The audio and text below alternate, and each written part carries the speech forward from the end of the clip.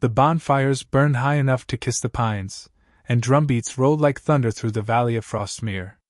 Wolves in human skin whirled beneath banners stitched with silver thread, their laughter bright, their howls brighter. I stood beyond the ring of light with the other kitchen hands, smudged with flour and ash, a nameless omega in a pack that preferred not to learn my name. Elara would do. It always had. At the heart of the clearing, the Alpha King, Kale Thorn, moved like a storm contained. Broad-shouldered, midnight-haired, gaze of winter gold. He danced because the feast demanded it, because a king must be seen. His Luna glittered beside him in a gown of frost-blue silk, spinning until the firelight braided itself through her red hair. The crowd adored her. Of course they did. She was spectacle. I was smoke. "Quit staring," murmured Mira, nudging me with an elbow as she stacked trenchers. "You'll burn the honey tarts." "They're already burned," I said, toying with the old pendant at my throat, wolf's head carved from river bone, eyes inked a faint blue. My grandmother's charm. My only inheritance. A change in the air prickled my skin. Not the usual ripple of dominance when the Alpha turned his head, but a colder tide, like water seeping under a door. Kale's steps slowed. His jaw angled toward the northeast border. Several sentinels melted into the trees on cue. The Luna laughed louder, clapping for more music, drawing a ring of admirers. Distraction, my bones whispered. Shine in one hand, shadow in the other. Past the feast, the royal house rose from stone like a cliff. In the third-floor nursery, 3 small lights glowed, the king's sons, Turan and Rook, and little Evie, the fierce one who always stole my apron strings. I should have stayed with the tarts. I should have. Instead, I saw movement along the nursery eaves, too swift, too smooth, like pitch poured uphill. "Mira," I breathed. "Cover for me." "Elara." But I was already moving, cutting behind barrels and woodpiles, swapping heat and sound for night and pine sap hush. The nearer I drew, the stranger the scent, not wolf, not human, not even rogue. Damp loam, old iron, wrought after frost. My pendant warmed against my skin. The hairs along my arms lifted.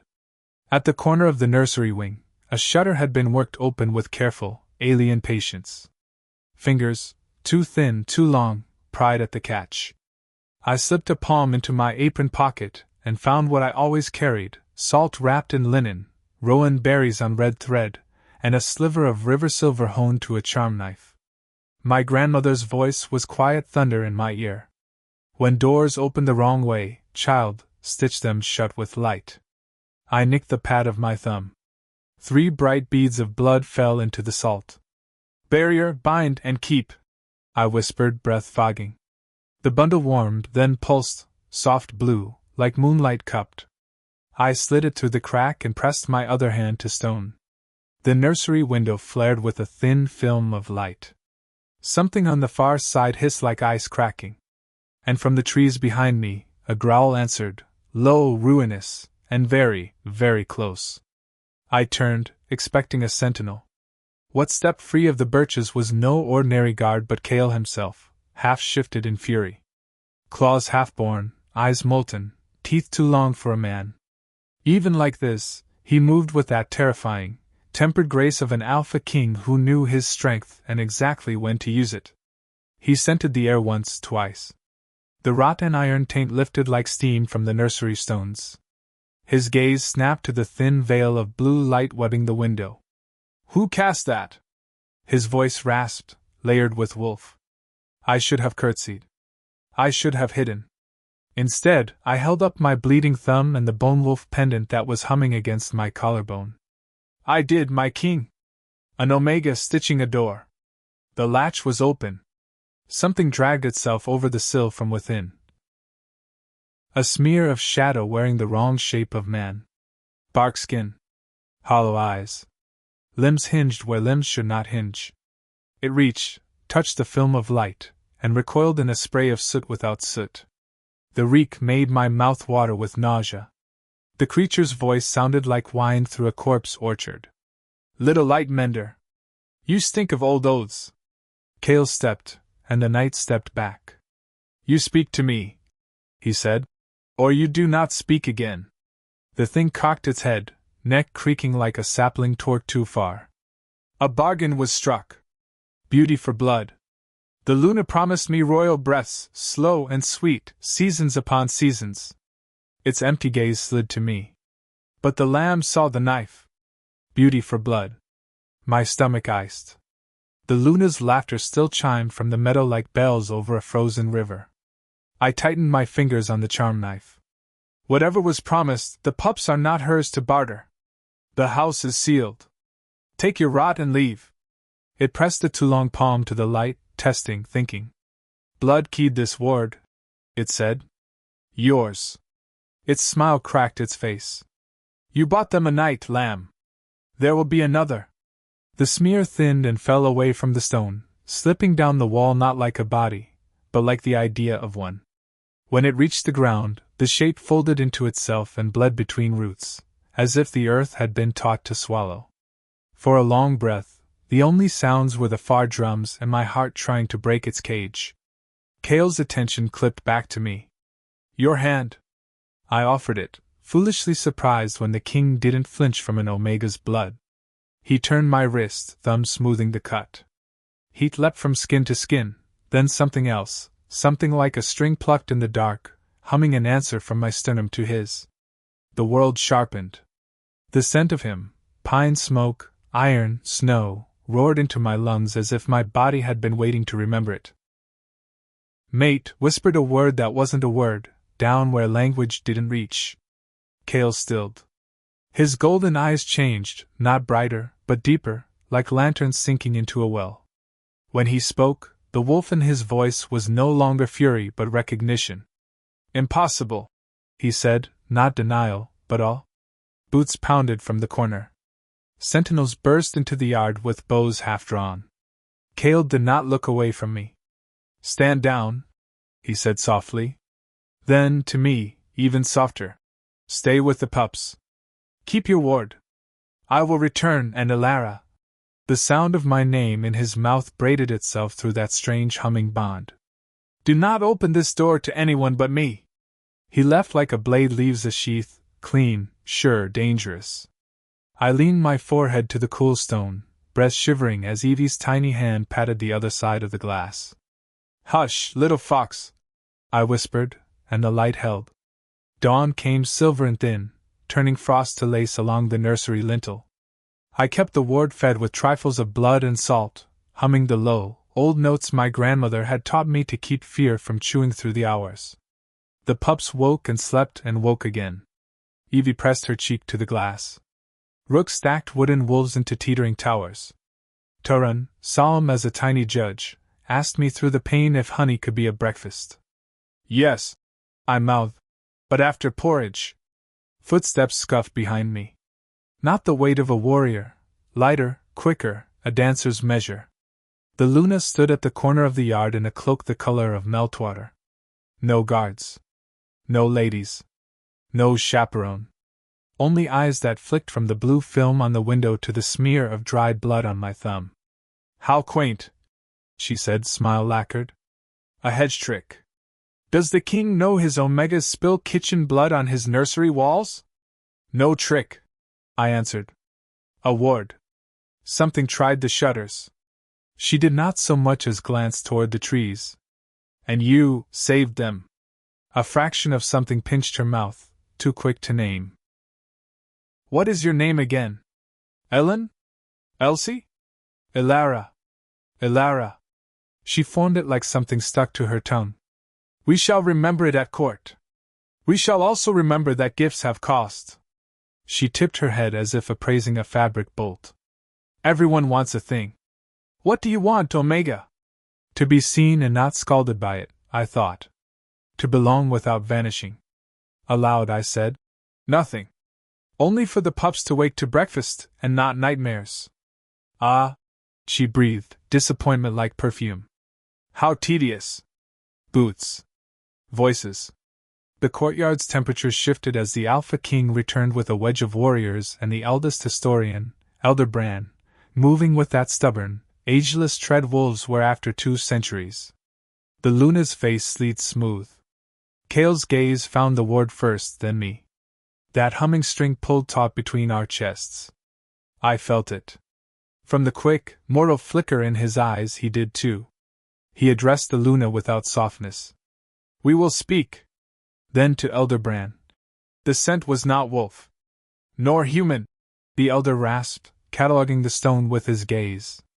Shadow kind? The in-between. Old bargains, old teeth. They never tire of finding new mouths. The Luna's laugh clicked like cut glass. You cannot be serious. Fairy tales at sunrise? Bran's winter eyes warmed for no one. My queen, the fairy tales have longer memories than kings. Kale's hand hovered, not touching the ward close enough for the blue to ripple toward him as if it recognized his blood and would have let him through. His eyes lifted to mine. What did you use? Salt. Rowan. A thread of silver. A little blood. I swallowed. The sort that answers old doors. At that, Bran's head turned fully. He looked at my pendant, then at me, then at the king. Elara, daughter of no one, he said softly, as if correcting a ledger. You were Elara of the Riverbone Holdfast, once upon a decade. Your grandmother bound wounds that wouldn't close and stitched oaths that wouldn't keep. I wondered where her tools had gone. Heat rose, quick and defensive. They went into a sack. Then into a kitchen. Then into me. Good, said Bran. That is where such things belong. Kale's jaw worked as if he were choosing between a dozen orders. He settled on one. You'll keep the pups today, he said, voice carrying to the guards, to the Luna, to the kitchens, to me. In the east rooms. My rooms. With protection doubled, then doubled again. The Luna's smile froze. Husband. Later, he said, the word hard as a latch. Then to me, all iron folded away. Can you maintain a ward with rest between? For as long as I'm fed, I said before I could think to be meek. His mouth did the smallest impossible thing, it almost smiled. Then you will be. And just like that, the pack that had never learned my name pivoted on the king's notice.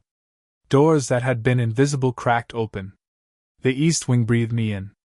I carried bowls and blankets and 3 drowsy wolves in human skins past portraits of thorned kings, past tapestries that smelled of cedar, into rooms walled and windows and winter light. I set the children to coloring moonflowers. I set the salt in new circles. I set my heart where it had already gone, and tried not to taste the word that kept echoing at the back of my tongue. Mate. By noon, the whole valley knew 2 things. That something not of wolf had clawed at the royal house, and that the king had lifted an omega into the circle of his shadow. I felt the knowing in the way servants carried trays, in the measured glances of guards, in the hush that followed me through halls. Even the pups felt it. Children smell tides first. Evie clambered into my lap while Turan frowned over his letters and Rook counted soldiers by tens. Are you ours now? She asked with the merciless curiosity of 3 winters. Papa says you're brave. I'm yours until the porridge spoils, I told her, fixing a loose braid and kissing the top of her wild dark hair. After that we negotiate. Negotiate, she repeated, extremely pleased to own a new word. Kale arrived when the light turned thin, bringing the outside cold in with him like a second cloak. He filled the doorway, took in the small domestic world with a look that ached, and then set a hand to the doorpost as if he needed to touch something solid. I knew that look. People wore it after battles when the enemy was not dead, merely delayed. Report, he said, but softly for small ears. No disturbances, I answered, passing him the quiet as if it were a cup. 3 naps. 2 drawings of wolves. 1 treaty over porridge. Rook beamed. I got 7 soldiers. And Elara says Rowan makes doors behave. Kale's eyes touched mine, warm and sharp all at once. She is correct. We settled the children for rest with stories that had more moon than fear in them. When their breathing slowed, he stood at the window where the world burned gold through frost. I stood beside him because my feet insisted. Our shoulders brushed. That string inside me thrummed, a note that felt like home and hunger, and the right side of winter all in one. The elder thinks it's shadow kind, Kale said. Bargains and loopholes. They use the words we leave careless. Then someone gave them words, I said, tasting iron. Someone close enough to the cradle to name the price. He closed his eyes. When he opened them, the king was wearing the man again. We will find who tugged the knot. A breath. Elara. Yes, my king. He turned fully. Whatever walls he wore before the court were thinner here, and I saw what lay behind. Worry sanded to rawness, fury sheathed because teeth can't fix this. Something bright and fragile when he looked at me, as if he were bracing for a blow that might also be a blessing. When I touched your blood last night. I know, I said, because I did. The word had been ringing all day in the bones behind my heart. I felt it too. His throat worked. An alpha does not choose lightly. A king cannot choose for himself alone. He searched my face for something I didn't know how to show. But the bond is the bond. I am an omega with flour under my nails, I said, heart galloping. You are the Alpha King. This would be a story wolves tell to laugh at the snow. Then let them laugh, he said, wolf threading his tone. Let them howl. Let them challenge. I do not wear a crown that can be argued with by a smirk. Softer, almost broken. I thought I knew what I wanted. I thought I could carry this reign with ice and iron. Then you stood between my children and the dark, and the world rearranged itself to fit you. The pendant at my throat pulsed faintly. I lifted a hand and he caught it, not my wrist this time, but palm to palm, as if we were sealing something old. The hum flared, golden under the skin. He inhaled like a man surfacing. Say the word, he said, not a command, not even a plea.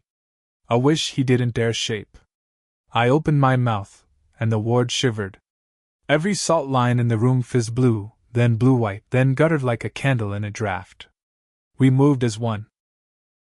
I scooped Evie from the rug even as Kale vaulted the table to snatch Rook and Turan. The windows paled, the light outside draining into that same wrong dusk I'd felt against the nursery wall. The scent of rot and iron threaded through the vents like a hissed promise. Inner circle! Kale thundered, voice carrying through stone. Lockdown, now! Doors slammed. Boots thundered. The east wing spine tightened. I laid Evie in the hearth circle and dragged chalk in a ring that kissed every grain and seam. Salt over chalk. Rowan over salt. My blood where chalk could not cross.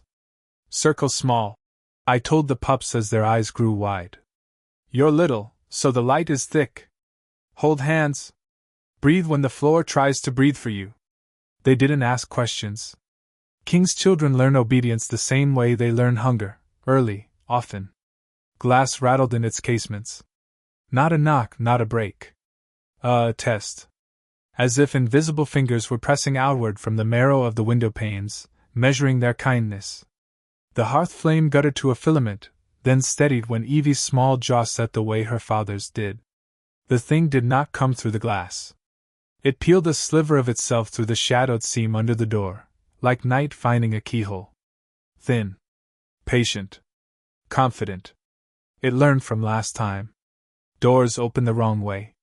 Show me a path, Kale said, already dropping into a half-shift that made the room look too small for him.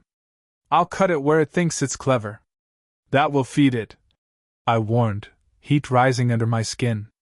It wants your rage. It drinks from it. I drew a breath until my chest hurt, then another. Fear makes sloppy wards. I needed the slow, cold kind. Let me.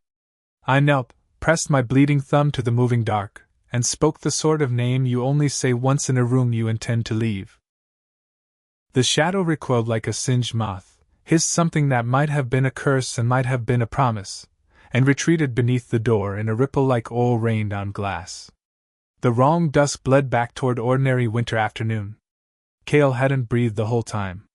He exhaled now, the rush of it gusting the ring's salt. He set a hand to the chalk to steady himself, a king touching a hedge witch's circle and not flinching from it. What did you speak? A word my grandmother bound under her tongue until the day she died. I wiped my thumb on my apron. It won't try that seam again. Where then? Where all bargains end.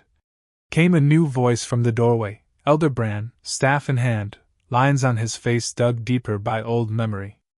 At the first place the pack met the night, and thought they could name it. The stone circle in the Northwood. That is where such creatures write their script. Cale's gaze cut to me. The question in it wasn't should we go.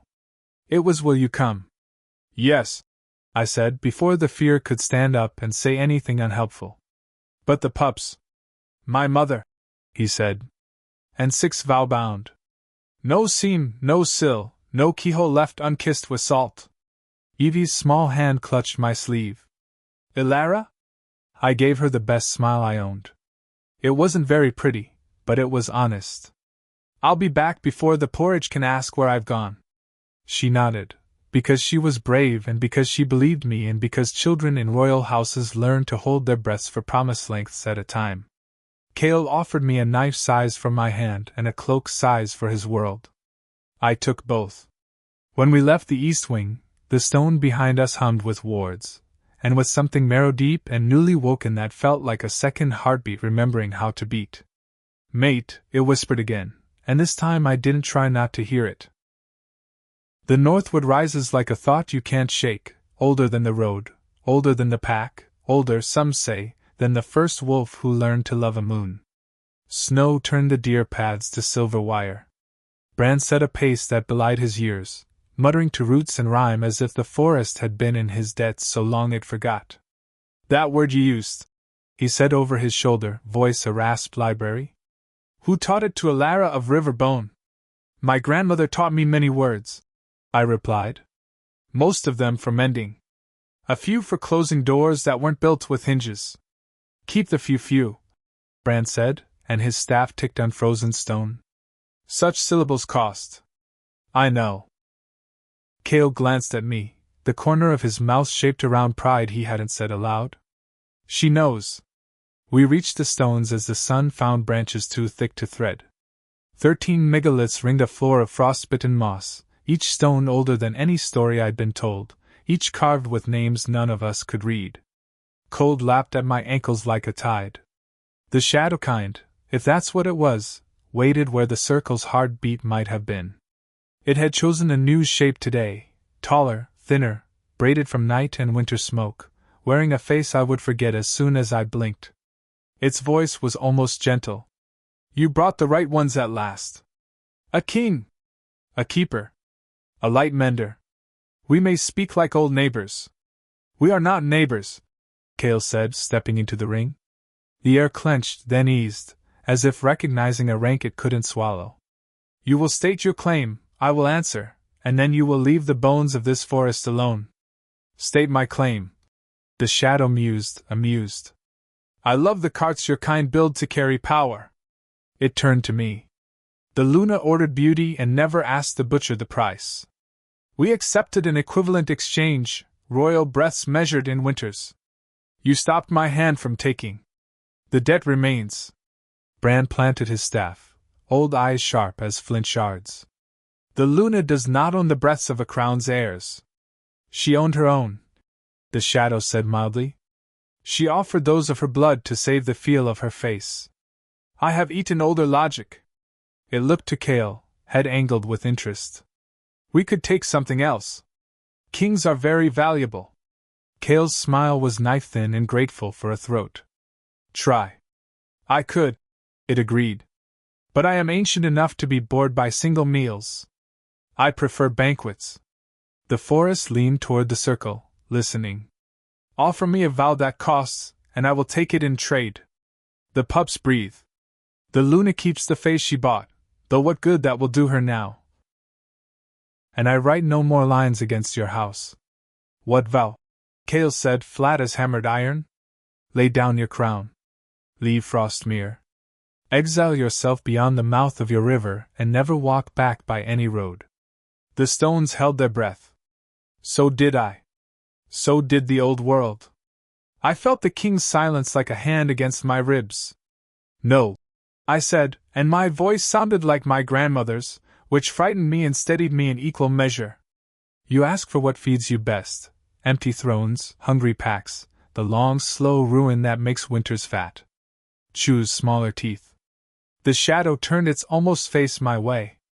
Lamb, you are interesting. She is my mate.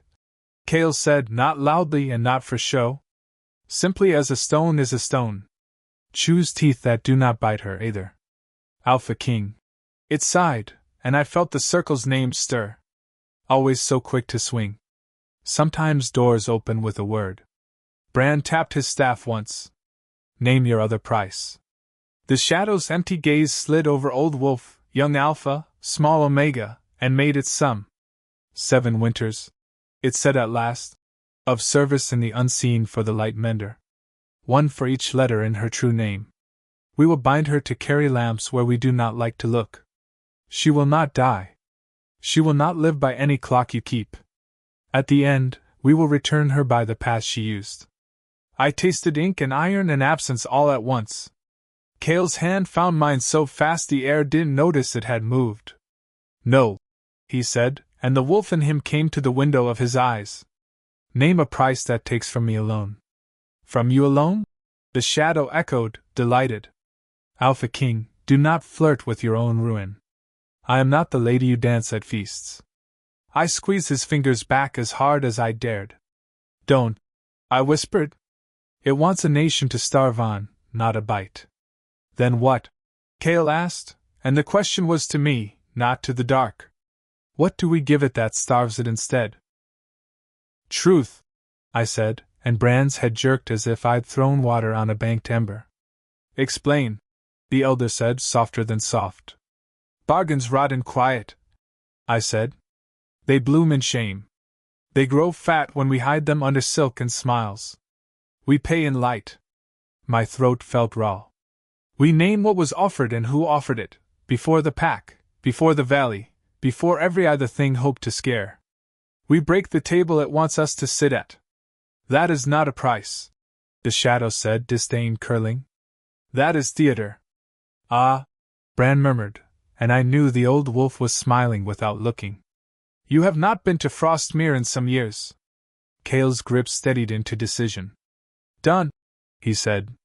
We pay with the one thing you cannot hold, what we are, spoken aloud where all can hear.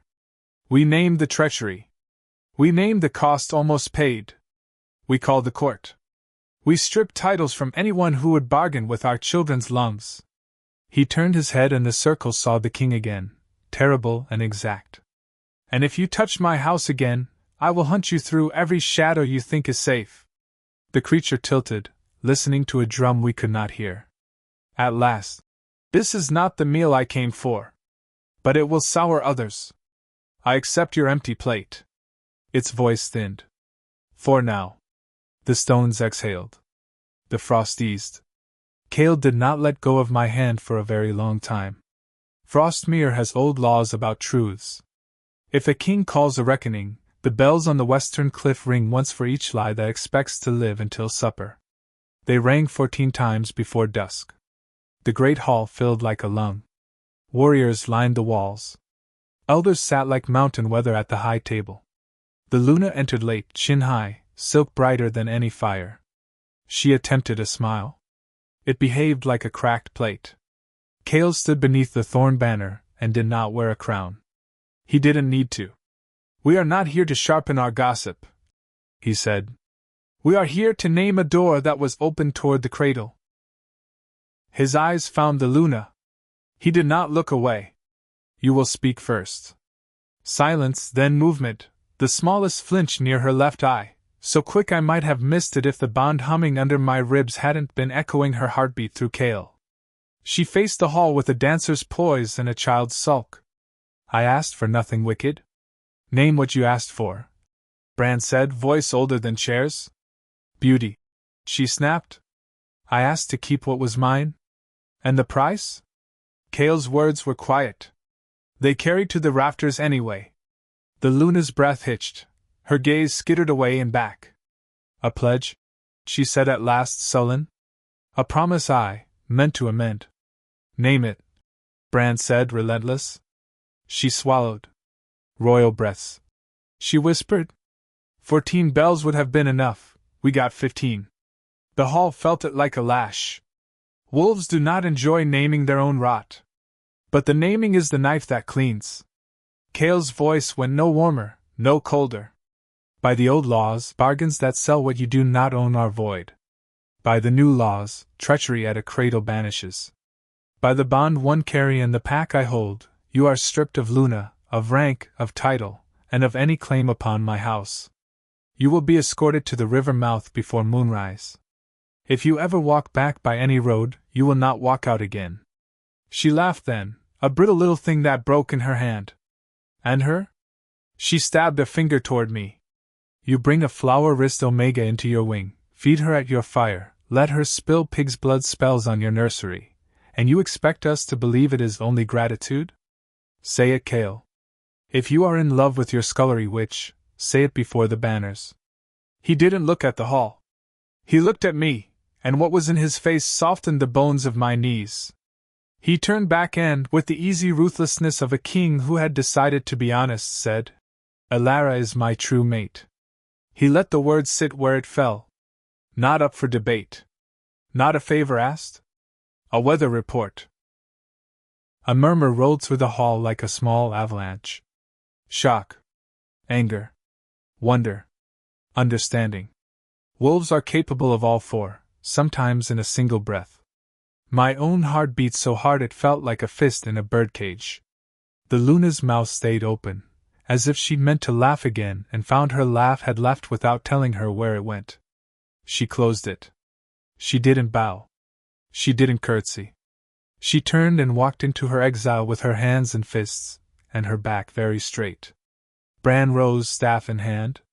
By the reckoning, by the bells, by the breath of the pack, the door is shut. He rapped his staff once. The sound was a seal. And then, because wolves will be wolves even after they've been saints for half an hour, someone howled. It wasn't triumph. It wasn't grief. It was acknowledgement, of rot named, of love admitted, of a winter that just got shorter by a single night. You'd think that would be the end of a story like this. The truth told, the villain banished, the mate bond spoken like a banner in a cold wind. But bargains echo. Shadows remember their invitations. And pups dream after danger like rivers remember their sources. That night the triplets refused to sleep apart. We made a nest of quilts big enough to sail and set it by the hearth in the east wing. Kale read from a book his father had pretended to hide and always left where a boy could find it. Old tales of wolves who saluted the moon and were saluted back. When the children finally drifted, we did not. We sat on opposite ends of the hearth, and watched fire become coals and then a language only people who have learned to wait can read. At some hour ugly enough to have no name, Kale said, "Tell me about your grandmother." I smiled into the embers. She stitched soldiers and songs with the same hands. She could make a fever walk out of a room just by opening its window. Everyone thought she was only a healer. She was also a doorkeeper. She taught me which rooms were safe to leave open.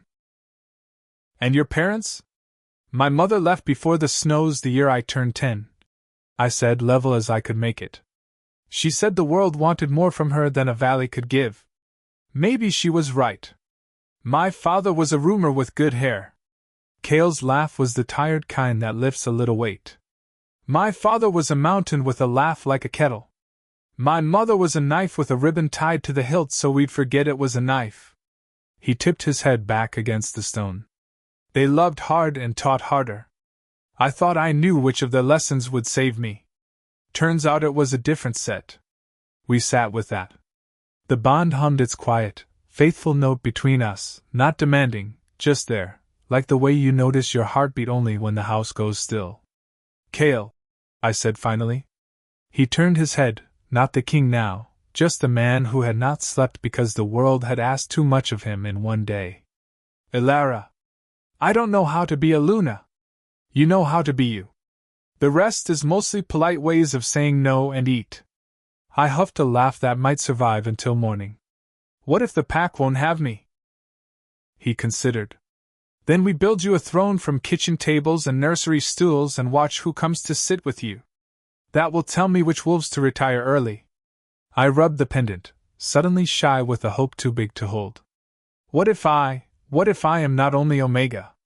His gaze sharpened. Say more. Sometimes, I said, voice small for a woman who had told Shadow to come back later. When the wards answer faster than my blood can think, or when Evie laughs from the belly, or when you say my name like it's a place rather than a person, something inside me stirs. Like a wolf that fell asleep in the wrong century and is trying to wake without breaking the furniture. He did not speak for a long time. When he did, his words were slow, chosen like knives pulled from a velvet roll. If there is a wolf who belongs to you, we will meet her under a moon that likes us and a sky that keeps its promises. A pause. And if there isn't, I do not want you less. The coals whispered their soft agreements. Somewhere in the house, a bell settled. In the east wing, 3 small wolves dreamed of rivers that ran uphill and found they could follow. In the corner of the room, the chalk ring still glowed, thin as thread, strong as bone. I leaned my head against the stones and let my eyes close at last. Wake me, I murmured, if the dark tries another door. He didn't say, I will. He reached across the hearth and set his palm over mine on the warm floor, and the bond sang like a kettle just before it boils. We slept like that, hand to hand, ready to rise. The morning after the reckoning smelled of cedar polish and new rules. Word of the Luna's exile ran the length of Frostmere like thaw water. Some wolves bowed deeper when I passed, some didn't bow at all, and a few held my gaze long enough to make their challenge plain. In packs, courtesy is a choreography. One misstep becomes a story. Elder Brand summoned me to the archives, a tunneled warren of stone beneath the great hall where frost never quite left the edges of the shelves. He moved between cases with the care of a priest among relics. We keep our maps down here, he said. Not the ones with roads. The ones with doors. Doors? Places where the world forgot which way it faced. Springs that run cold in summer. Trees that flower on the wrong moon. Stones that hum when kings lie. He drew a scroll from a bone tube and laid it flat. A ring of charcoal circles marked the country. Shadowkind favor thresholds. If they come again, they will choose one of these mouths. I traced a charcoal ring north of the river bend. We were here. Brand tapped another near the foothill caves. And my bones say we will be here next, if at all. They never love to repeat themselves. How do I thread 2 wards at once? I asked, aware of the audacity of an Omega speaking like a war captain. You don't. He set a weathered finger on my pendant. You weave one that can be carried. Light is a cloak before it is a wall. I swallowed. Teach me. I will teach, he said. But the rivering you will do most of the work. We practiced until my thumb throbbed and my breath came in tidy, measured chords. A portable circle is less a circle than a promise, salt you carry on skin, a song you keep folded behind your teeth, a way of saying, no, that never quite raises its voice. When the lessons eased, Brand leaned his staff across his knees. There will be those who test you, he said. Not because you are unworthy, but because they fear the math of what you are. Human enough to understand markets, wolf enough to hear the wind's arithmetic. What if I fail their sums? He smiled like old winter sun. Then you pass a different test. You are not queen of their approval. You are Luna to the Alpha King. The last word was a key. I wore it in my pocket the rest of the day, turning it with my fingers whenever a stare lasted too long. That evening, Kale met me at the practice ring. Run? He asked, as if offering a prayer. We ran the lower trails, not to hunt but to learn each other's pace. The king's ground-eating stride, the Omega's patience, the way our breaths found a single rhythm after hills. At the river we stopped. He looked at the water like it owed him an answer, and finally said, There will be a formal challenge. From whom? Someone who believes rank can be restored by shouting the past at the future. He huffed a humorless laugh. It will be public. They will aim for you to watch me. I'll watch, I said, heat along my sternum. I won't flinch. He turned, and the look he gave me was both a vow and a request. And when it's done, we ask the moon the question you whispered. If your wolf is waiting, she will answer. I am not afraid, I said, and the river ran faster as if pleased by a tidy lie. Challenges are old theater. The arena lights a specific way, drums rest between beats, and everyone wears their truest faces. Frostmere gathered at twilight on the practice green, a white-lined bowl of trampled snow ringed by torches. Kale entered without cloak, bare arms banded in old scars, history written in lines no scribe could edit. His opponent stepped forward from the elder ranks, Borin Vex, huge as a house, gray at the edges, pride honed to a blade that hated sheaths. Alpha King, he called, voice a gravel slide. I claim concern for the pack and demand proof you remember what an alpha owes. You are owed truth, Kale said, steady as a good door. You will have it, and bruises besides. Borin's gaze flicked toward me where I stood with Bran. And the Omega at your shoulder? The Luna at my shoulder, Kale corrected. A ripple ran through the ring, displeasure, surprise, hunger, hope, the pack taking a taste of a new word in an old mouth. The rules were simple. First blood 3 times, no killing strike, no claws fully bared unless both agreed to let the old laws choose. They bowed to the elder who held the cord. The cord dropped. Borin struck like a falling barn. Kale didn't catch him. Catching would have been a sermon on strength he didn't need to preach. He let the older wolf pass by a hair and returned a clean, surgical shot to the ribs. The sound was a hand on a drumhead. First blood. Torches snapped applause. They circled. Borin was strong, yes, but more, he was angry with history. He wanted to rewind time to a woman in frostblue silk and a king who hadn't yet said mate in front of banners. He rushed again. Kale went low, took a shoulder, let Borin's own weight argue with his knee. Second blood. The arena murmured its arithmetic. The third exchange was uglier. Borin feinted toward me, not stepping out of bounds but leaning his attention like a blade. In that blink, I smelled what Bran had warned me about, fear dressed as tradition. Kale's answer was quiet, even kind, a pivot, a check, a grip that said, I see you and I will not hate you for being scared while I stop you from breaking what you love. Third blood. The elder lifted his hand. The drum stayed mercifully quiet. Borin kneeled because the rules like to see men remember the floor. His breath smoked in white gusts. He lifted his head. We are not used to this, he said, honesty spreading through his voice like warmth. But we will be. Or we will be left behind. He rose. He looked at me again.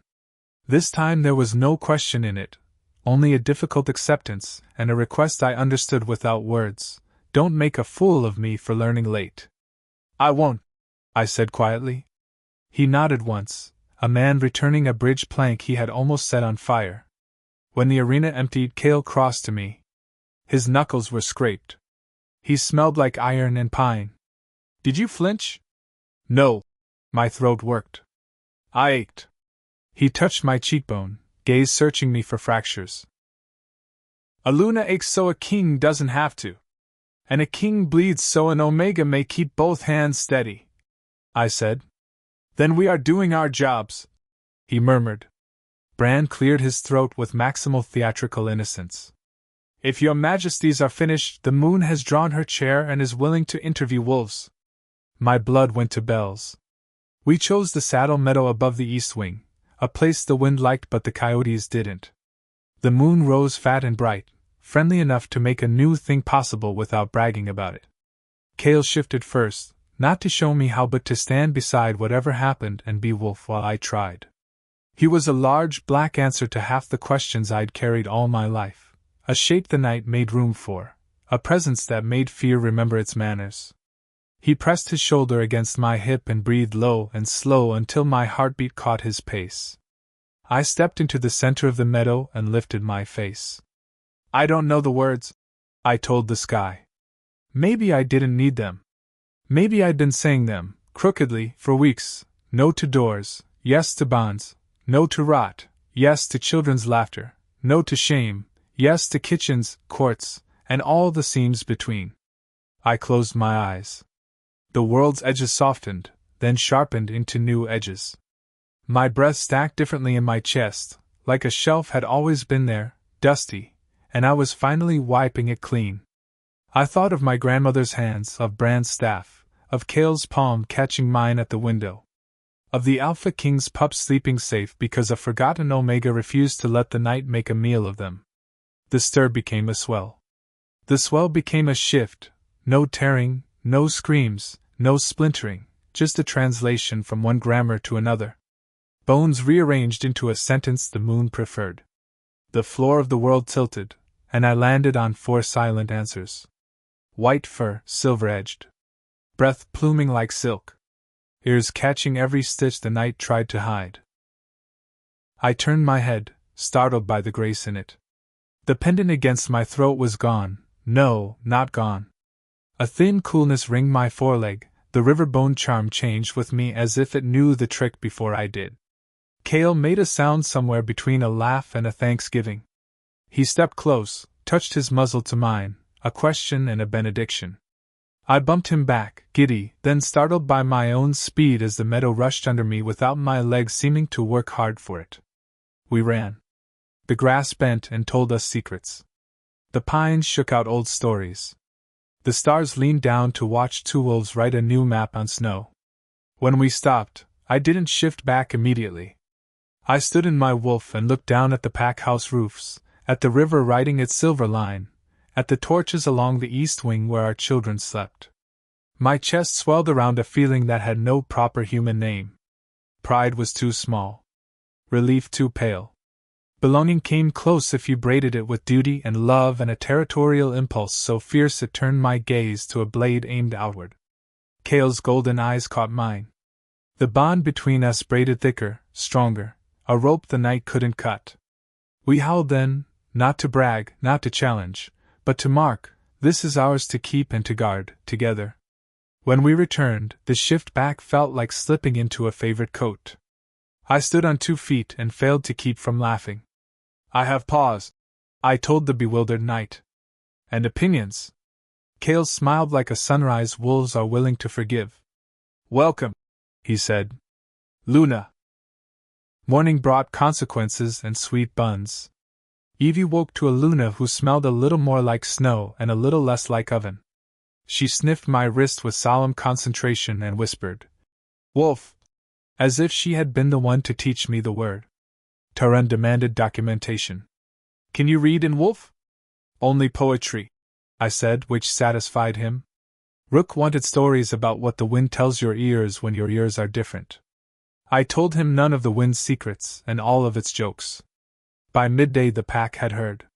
Some faces lit with relief. The human Luna had become a wolf Luna, easier math. Others pinched suspiciously. What did this mean for the laws, the lines, the stories they'd memorized to keep themselves comfortable? Bran took the heat from me by inventing work. He stacked tasks at my door until ideologues had no chance to corner me for lectures. We began with the foothill caves, the second mouth on Bran's door map. I wore a portable ward like a second skin, salt stitched into a narrow sash beneath my clothes, rowan threaded into my braid, silver pressed cool at my pulse. Kale took 8 vowbound and the elder himself, whose staff headed toward those caves as if it had been trying to go back for 50 years. The cave mouth breathed cold. "It has been used," Bran said, fingers hovering over stone like a harpist finding a string gone slack. "Something slid along here recently, listening."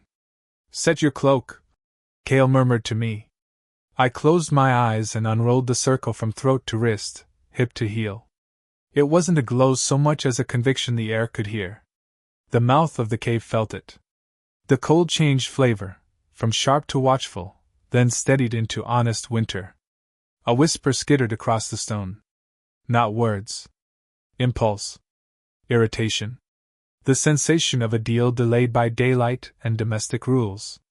I breathed until my body remembered I owed it oxygen, then banked the ward lower so we wouldn't bruise the place for no reason. "It's not here," I said. "It's leaving notes and checking if we're reading them. Then we answer," Kale said. He didn't address the cave. He addressed the woods. "Hear me," the Alpha King called, voice not loud but shaped like weather. "We have shut the door you used. We have named the hand that opened it. We will not starve you with lies. We will starve you with truth and watchfulness. If you seek sport, go hunt kings who fear their kitchens. Bran grunted, pleased. You talk like my mother. She sounds terrifying, I said. She was, he replied fondly. Back at the house, I found a folded slip beneath the east wing door, a childish drawing in charcoal, 3 stickwolves holding hands inside a circle, a taller stickwolf and a smaller stickwolf standing outside with a line drawn between all 5. Evie's work. On the back, in Turan's square letters, Elara is family.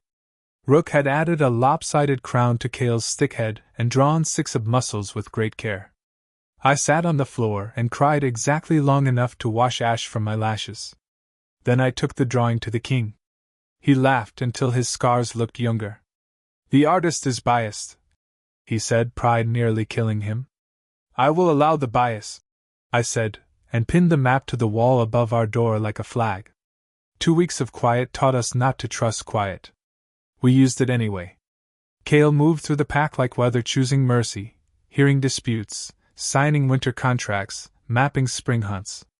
I moved through the bones of the house, learning which servants liked to be thanked and which liked to be friend, which elders softened with tea and which was salt, which apprentices hid books under mattresses and which hid knives.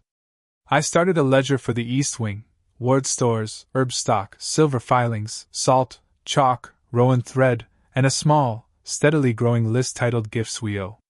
Wolves do not forget debts, and hedge witches die of the ones they pretend they didn't make. At odd hours Kale and I practiced being quiet together. Hands brushing at a stairwell. His head tipped back at the window while I spoke the names of places that needed watching, my palm flat on his ribs, feeling the way his breath steadied when the world tried to speed him up. Once, he fell asleep with 3 reports open on his chest. I slid them free, signed the one I could, and drew a wolf on the one I couldn't. He woke, saw the drawing, and said, serious as a verdict, correct. The 3rd mouth opened on a market day. We smelled it before we saw it, iron and rot threading through bread and beeswax. The crowd thinned in a ripple as if a wind had moved through fur. Kale's hand found the small of my back, steadying me or himself, I couldn't tell. Bran appeared with a speed that made liars of his years. The well, he said. It likes reflections. The market well sat in a stone ring and kept a piece of sky for itself. Today the water's face looked wrong, not flat, not rippled, but interested. I gave my sash a quiet tug. Light settled under my skin. No theatrics, I whispered to it. This is a courtroom. The shadow's shape rose in the water like a man drowning upward. The crowd drew backward until a ring of space lay clean around the well, the way people won't stand the last 6 inches between them and the thing they came to stare at. The creature did not climb. It wore the surface and watched. Have you come to tax? Kale asked. Or to listen? It tilted. To negotiate. We had learned enough to prefer either of those words. Say the line you want us to sign, I told it. Your brood is noisy, it said, amused. We prefer quiet. We prefer what is owed. But you do not interest us if you insist on being loud while you bleed. Its gaze slid from Kale to me. You have found a 4-foot shape. Congratulations. I found a true one, I said. Congratulations to the moon. A rustle, like laughter, dragged over thorns. Wolves think the sky loves them. It does not. It tolerates you because you keep the deer tidy. It tapped the surface from the inside. I asked a smaller bite. 1 child's hair, 1 drop of Luna's blood, 1 finger of King's hand, each on winter nights, to stitch a little seam between the noise and the dark. We will have a door to visit. You will have fewer nightmares when the snows are long. The market didn't breathe. Not even the fires popped. No, Kale said, and his voice made the well remember being stone. We do not pay tithes to creatures who smiled at our cradle. I stepped closer to the ring. The thing's not eyes watched, interested. Here is our counter, I said. We give you a story every winter, and we give it loudly. We name you and your bargains and the price you like. We sing it under banners so our pups learn the sums young. We put your favorite foods behind glass. I lifted my hand and the light in my skin confessed itself enough for the front rank to see. And we take your teeth every time you try the wrong mouth. It considered. The water did that not ripple again, as if the surface were thinking. You keep choosing hunger. No, Brand said mildly. We keep choosing to cook our own supper. The well went smooth. The wrong smell thinned. Until you sleep. The voice said, thin as a hair. Then we will take turns. Kale replied, a promise made of duty and marriage both. We will not sleep together on nights you pry. The crowd didn't cheer. Wolves don't cheer at negotiations with night. But a sound passed through them anyway, a low, pleased thing that lived somewhere between relief and pride. When we walked back to the house, Kale's hand brushed mine. You dueled it with sentences, he said, something like awe in his tone. Words are my preferred knives, I said. But I know where we keep the real ones.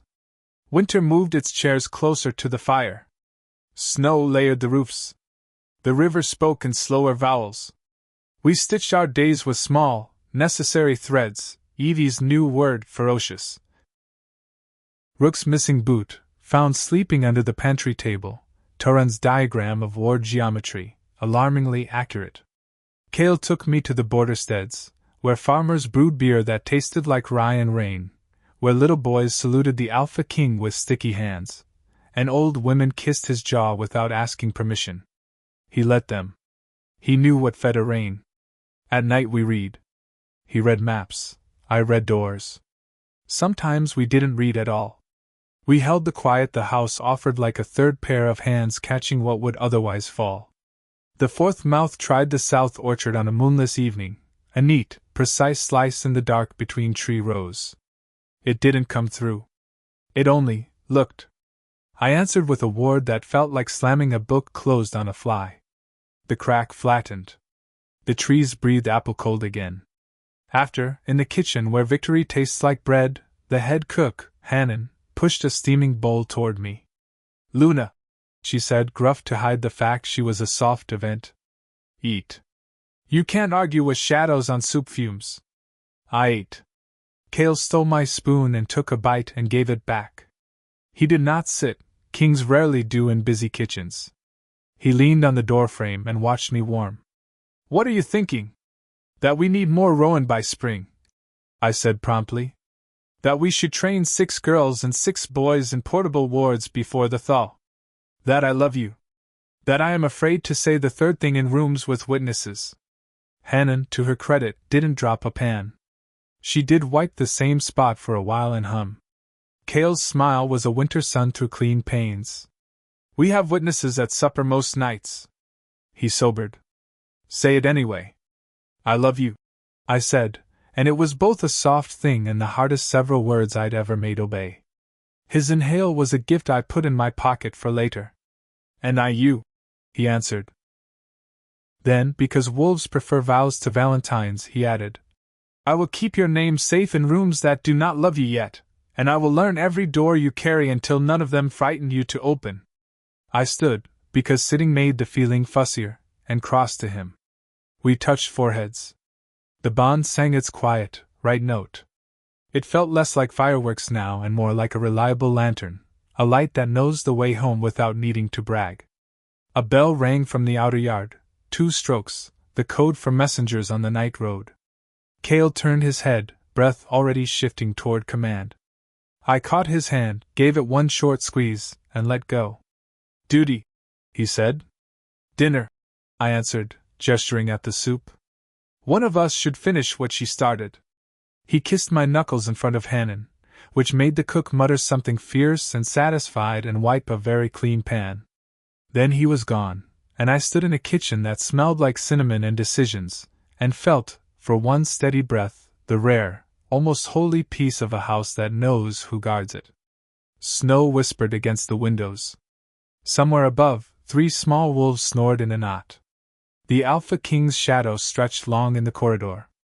The Omega who had once been smoke poured another bowl and ate like a woman who finally believed winter had not come to devour her, only to ask her to tend the fire. The night after my first shift seemed to hum with a new kind of energy. settled, certain, and threaded with anticipation for what came next. Word of my transformation had spread through the pack faster than wildfire, though no one had seen it with their own eyes except Ronan. Whispers followed me through the pack house the next morning, but unlike months ago, they carried awe rather than doubt. Mina caught me in the kitchen just after sunrise, her jaw still slack from what she'd heard. "You shifted," she breathed, as if she barely trusted her own words. "Elara, people are saying your fur shone like moonlight." I flushed, suddenly self-conscious. "It's still strange to hear." "Strange?" Mina laughed, grabbing my shoulders. "It's a sign from the moon. A human-born wolf? The pack will tell this story for generations." Her excitement warmed me, but the truth sat softer in my heart. I hadn't shifted to prove myself to anyone, it had happened because I finally accepted every part of who I was. Later that morning, Ronan and I met with the elders to discuss the final warding of the territory. Abel's sacrifice had ended the threat, but Ronan wanted to reinforce the borders. "Not from fear," he said, "but out of respect for what we nearly lost." Together, we placed small markers of blended magic and alpha power along the four corners of our land, binding protection with the same golden blue energy that had sealed our mate bond. It was during our final circle that Ronan paused and looked at me with a softness that tightened my chest.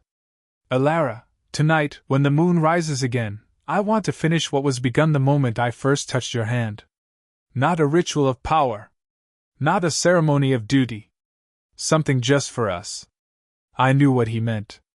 The moment. The vow. The acceptance not as necessity, but as choice. I reached for his hand. "Yes," I whispered. "Tonight." Evening fell with a quiet kind of magic. Lanterns glowing amber in the halls, soft laughter from the pack gathered for a simple shared meal, and a peace that felt earned rather than assumed. The triplets clung to both Ronan and me all night, as if still fearing that if we left their sight, the darkness might return. We carried them upstairs ourselves, tucking them in and sitting with them until their breathing fell into the soft rhythm of sleep. When we stepped into the corridor, Ronan didn't speak. He only extended his hand. No orders, no expectations, just invitation. We walked through the pack house, out into the night, and into the clearing where everything had changed for us, where he first saw me truly, and where the moon itself had witnessed my shift. The moon was high again, though no ritual was needed this night. Ronan turned to face me, his expression unguarded, almost vulnerable. "Elara," he said, voice low, "I never imagined the moon would give me a second chance at a true mate. And never did I think she would choose someone who saw me not as Alpha King, but as a man, a father, a soul worthy of being loved." I stepped closer, my hand over his heart. "You don't have my love because you're Alpha. You have it because you're Ronan. The man who would give up a crown to save his children. The man who held them through their nightmares. The man who waited for me to choose this bond freely." He exhaled, shoulders loosening as though those words released a weight he hadn't admitted to carrying. He reached into his pocket and withdrew a small band of braided silver, simple, but glowing faintly as if touched by moonlight. "A token," he murmured. "Forged from the first silver of Frostmere's mountains. My father gave one to my mother when he asked her to stand beside him as Luna. This is yours if you choose." My heart fluttered, not with uncertainty, but with a full, resounding yes. "I already chose you," I whispered. "The moment I stood with you at the stone circle and called your children ours. That was my vow." He lifted the band, and I held out my hand without hesitation. As he slid it onto my finger, warmth flooded through me, not magic, but something deeper, personal, ours. His forehead met mine. Then let the moon witness this. Our lips met, and the world softened around us. The next morning, the atmosphere in the pack house was different, not loud or celebratory, but reverent. The kind of hush that comes when people sense a shift beneath the surface, an approaching moment that matters. Ronan gathered the pack at dusk, not for a feast, or a council, or a political ceremony. Just the pack. Our family. We stood on the steps of the pack house holding the triplets' hands, my hand clasped in Arya's small fingers, Ronan holding the boys. Wolves and humans alike gathered before us, forming a crescent beneath the rising moon. No elder spoke, not even the council. Instead, Ronan stepped forward. 3 months ago, he began, his voice steady. Our pack nearly lost everything. And it was not a warrior, not an alpha, not even a born wolf who saved us.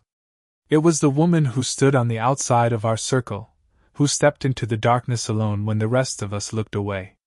He turned toward me, and the crowd followed his gaze. Elara did not become part of our pack because of my bond with her. That came second. She became ours because she chose us first. The murmurs that rose held no doubt. Only truth. Ronan extended his hand to me, and I stepped forward beside him. Our wolves already know the bond is real. But it is time our pack acknowledges the Luna not by law, but by heart. He didn't crown me with symbols of royalty. Instead, he took my hand, lifted it, and pressed it to his heart. Luna is not a title bestowed. It is a place earned. I breathed in, and let the moment settle deep. I stand with this pack, I said, voice stronger than I felt. Not beside you as a symbol, but with you, as one of you. A hush fell. The air shifted. And then the first wolf bowed. Then another. Then a chorus, wolves lowering their heads, baring their necks in acceptance. Ronan's wolf stepped forward first, shifting in a ripple of shadow and moonlight. Not as Alpha King commanding obedience, but as a mate offering unity. Without hesitation, I released my breath and let my wolf rise to the surface. Silver and white fur replaced skin, paws touched soft earth, and a powerful sense of belonging surged through me. My wolf stood beside his, smaller, but radiant beneath the moon. Ronan nuzzled his nose to mine, grounding us both, and then together, we lifted our heads to the sky. Our howl was not a declaration of dominance, nor a warning of war, it was a vow. Of home. Of unity. Of love chosen freely.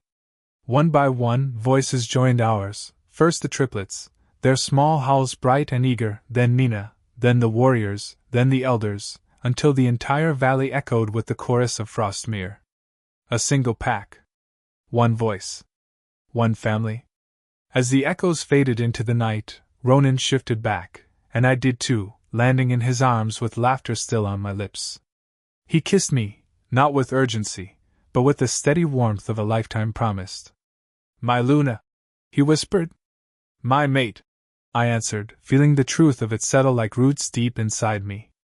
The triplets crashed into us moments later, wrapping us in a tangle of arms and giggles. And as I held them close, with Ronan's arms strong around my waist and the pack's songs still lingering in the air, I realized something profound. I had once believed belonging was something others granted you. But true belonging is something you claim. And I had claimed mine, with courage, with love, with the moon as my witness. Whatever the future brought, joy, hardship, triumph, or storm, we would face it together. As one pack. One family. One bond that no shadow could ever break.